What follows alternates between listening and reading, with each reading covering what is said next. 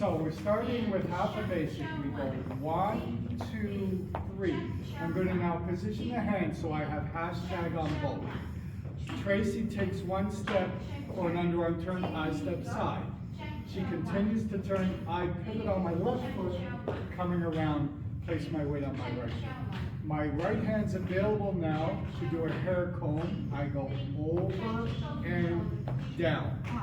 My lead now is my left hand. She's doing an inside turn.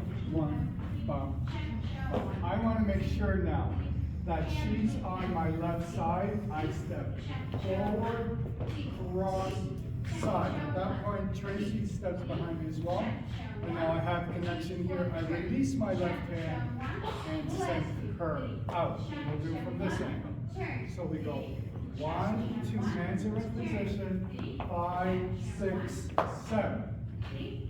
1, 2, 3, 5, 6, 7. Now, I want to lead the lady back as well. So take one step, she steps back. I push her back a little bit. Now she's coming around 2, and then 3, and finish 5, 6, 7. Okay? Go, and the moment.